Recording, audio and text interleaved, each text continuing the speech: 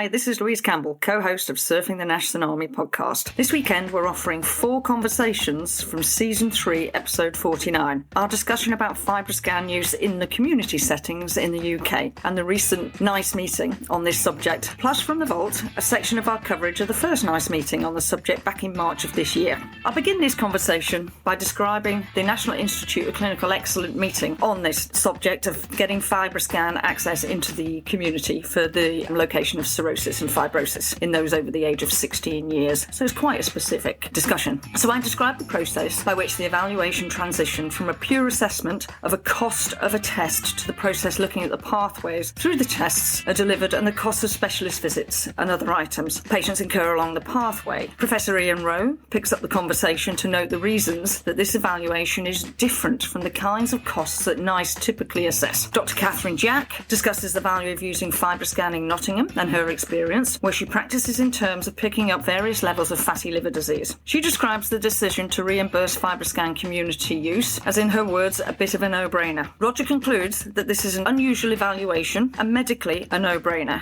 and go on to describe some of the analytical changes and out-of-system data on this question. As we wrap up, Ian notes that the question NICE answered may not be consistent with the scale of the entire issue around the community of liver screening. Ian was confident that a non-invasive liver screening is a no-brainer, but not necessarily FibroScan. We've discussed several times on this podcast the need to broaden the use of NITs as the primary diagnostic paradigm and to create and promote guidelines to remove the mystery and confusion from individual physicians finding the best way to do so. In that spirit, sit back, listen, enjoy, learn, and when you're done, how about joining the dialogue on our LinkedIn discussion group?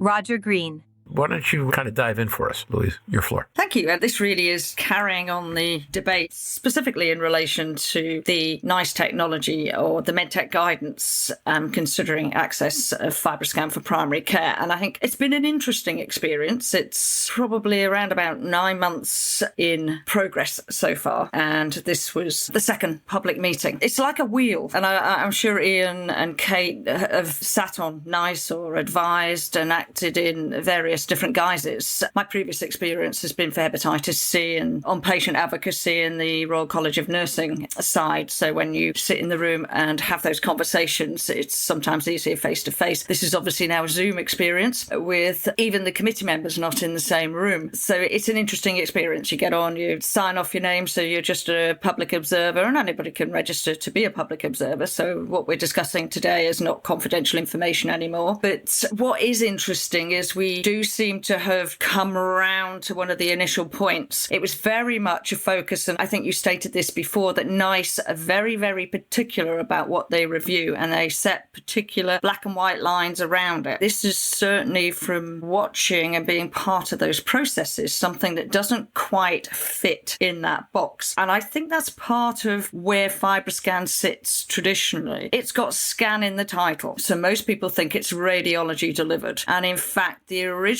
presentation was done by 2 radiologists, which was then retaken back to some extent because a lot of the information was incorrect. A lot of the premise that 100 people would walk in the door and 100 people would walk out the door, and it was purely just a scan, seemed to surprise people. It became, during the middle of the process, about purely the cost of the scan. Is it cheaper in secondary care or primary care? Except we have now gone back to the very beginning to have it recognised that you cannot get a FibroScan either in primary care or in secondary care without a consultant appointment in most hospitals. So that was thrown back into the ring this week as a cost. Now that cost is over £200 in most areas. So what was looking to be break even, I should say, and in some respects more expensive in primary care, by adding back in the original costings to be able to get the test, has now made it more expensive by my calculations. So it's come back out of purely being let's work out the cost per test to now being maybe we have to go back and look at the whole pathway as to how you get the test. So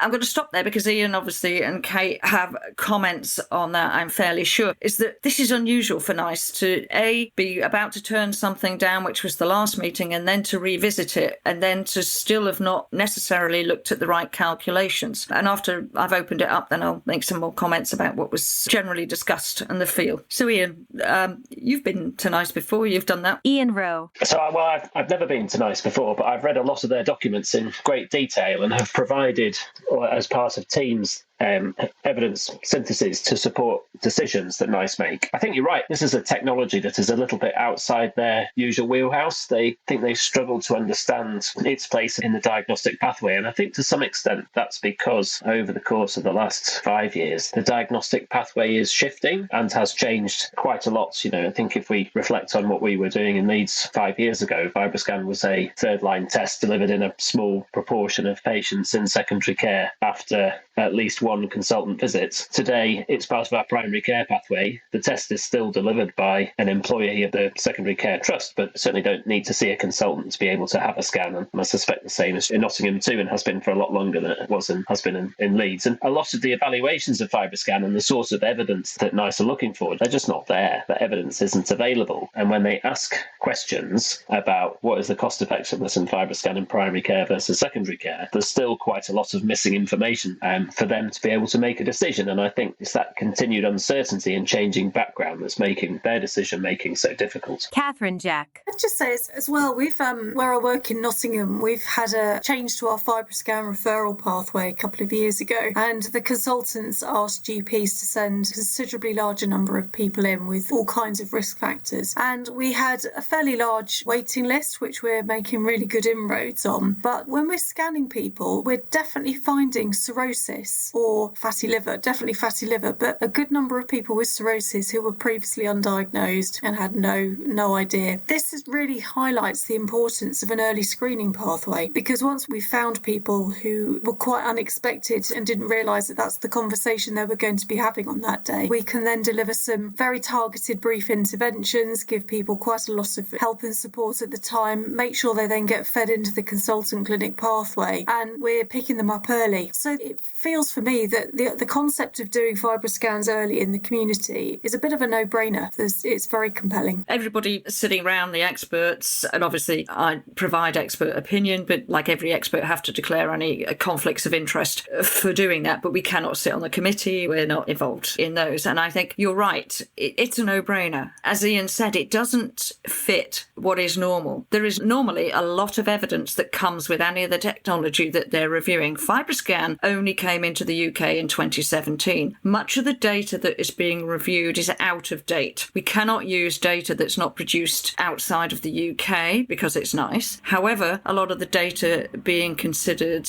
is not high in volume. It is very much specialist scanning service provided, often by the majority of units in the inpatient setting, even though they are directly referred from primary care rather than in the primary care setting, with a few exceptions, but by the liver team. So that doesn't necessarily help the liver teams reduce resources or expertise. So that's right. It really doesn't. If you look at CAP, for instance, that wasn't even introduced until 2014. Most of the recent figures are badly affected by referrals. During a COVID period, there were no referrals in for most areas. People weren't even attending their GP. So when we talk about figures and saying minor figures can make a massive difference to the cost effectiveness of the case, when we're looking at COVID figures and not talking that they're COVID affected, it really has thrown a new dynamic, because actually COVID's not been mentioned once. Oh, it has been mentioned once on this recent meeting about how it did affect the referrals. So it has been an interesting concept. I think my general feel of this meeting at the last time was it was very positive. The primary care physician really nailed it on the head from the committee, saying actually this is not routine screening in the community for everybody. This is, we've already picked up a patient with an abnormal test who we need to get to secondary care for a FibroScan, or we can do the FibroScan in the community, saving that secondary care appointment, travel, and lots of other things. And I think that was the light bulb moment that I took from that meeting. And after that, it softened a little bit. So that was interesting. The other thing that she brought into the room was the cost effectiveness shouldn't just be calculated on cost per test. It is about the picking up of patients and avoidance of other diseases, avoidance and early location of different things. Now, that can't be calculated because I don't think we have a quality metric or a calculation metric that we would be able to use within a NICE meeting for FibroScan specifically. specifically on that. So did I walk away with a general feel that NICE may well get to do something out of its normal comfort zone, but looking at the level of patients affected by poor liver health? I did personally. Whether that happens, I don't know. It's interesting because when we're seeing people at our regular FibroScan clinics, we're not just doing the scan saying, oh, you've got a number of, it's 8 or 10 or 24 or whatever. We're also delivering a brief intervention. We're asking people about their alcohol intake, their diet. We're measuring height and weight and calculating a BMI. We're checking their blood pressure. And so all of this is more than simply just a FibroScan. So those implications go beyond the cost of simply paying for the scan, because we're having a conversation with somebody and saying to them, well, your blood pressure's on the rise now. It's, you have a body mass index over 30, you're drinking a bottle of wine a day. It may be time to start thinking about the overall effects on your health beyond that of your liver, because it's not just about liver health, it's about the wider cardiovascular picture and diabetes risks too. But as you say, it's a little bit tricky to figure out how those metrics can be captured in the way that NICE would usually review data in quite a clean mechanism. And I think one of the best pieces of evidence was at the Nursing and Allied Health meeting at EASL, which was about the one brief intervention that a nurse had done and how it had changed somebody's diet 2 years later with FibroScan. That actually was a Spanish study, if I remember right, and it hasn't been able to be used at NICE. But their argument on that is that there's not enough evidence to say, yeah, we know brief intervention makes a difference. We know these patients engage, it makes a difference. So it's about time to write these things up. It's certainly gaining evidence and bringing it onto the BSG guidelines, for example. It's recommended to start to use some of these non-invasive technologies, ELF, ILFT, FibroScan, things like that, in primary care where you have access to them. So if NICE don't approve, then a number of guidelines that want access to FibroScan will still have to go through secondary care. And as you've just alluded to, there is a lot of cirrhosis coming in these backlog lists and people who need desperate help. Can we as a liver community provide a liver provided only test? I don't know. Ian? So it talks about quite a few issues there about the tests, the wider intervention that is the test plus a brief intervention, and then the ultimate value of those. And I'm a bit reluctant to say that FibroScan is a no-brainer. I think doing non-invasive fibrosis testing in the community in selected patients, that's a no-brainer, because that's the only way we're going to identify people who've got significant liver disease before they present, so that disease could potentially be prevented. But whether it's FibroScan or something else is still a little bit open to question, and I don't think we can FibroScan every patient in primary care, nor do I think that would be desirable. So there are a few different things to unpack, and this is part of the issue with the NICE thing, is that it's just looking at one specific part of the pathway and one specific question about where the test is best provided. That comes back to the scope of the consultation and everything else. But I think it's important just to bear in mind what NICE were asked, and then to try and understand how we use FibroScan as part of the wider pathways. And now, back to Louise Campbell.